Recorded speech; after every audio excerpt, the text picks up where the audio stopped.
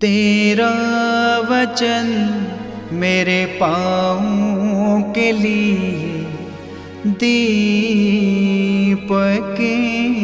है और मेरे मार्ग का उजियाला है। तेरा वचन मेरे पाँवों के लिए दीपक है। अक्टूबर पहला पाठ।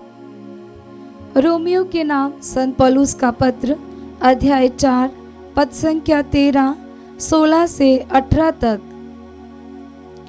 ईश्वर ने इब्राहिम और उनके वंश को प्रतिज्ञा की कि वे पृथ्वी के उत्तराधिकारी होंगे।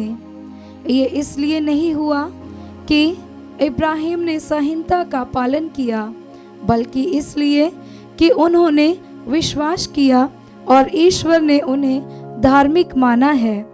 ये प्रतिज्ञा विश्वास पर और इसलिए कृपा पर भी निर्भर रहती है।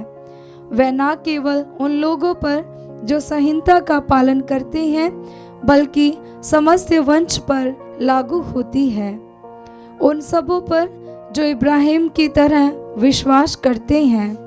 इब्राहिम हम सबों के पिता हैं, जैसा कि लिखा है, मैंने तुमको बहुत से राष्ट्रों का पिता नियुक्त किया है। ईश्वर की दृष्टि में इब्राहिम हमारे पिता हैं।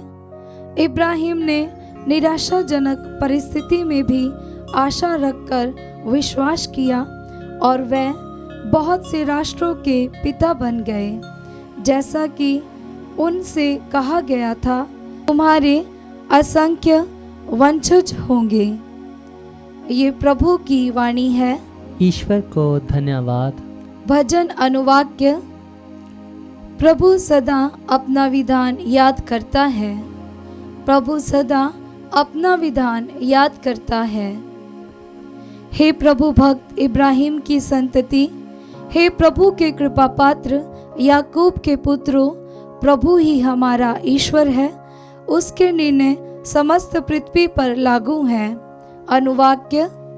प्रभु सदा अपना विधान याद करता है।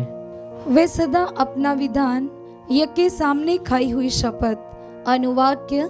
प्रभु सदा अपना विधान याद करता है।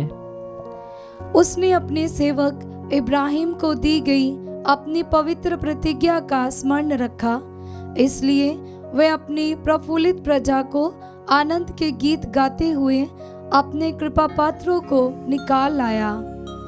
अनुवाक्य। प्रभु सदा अपना विधान याद करता है। जय घोष हालेलुया।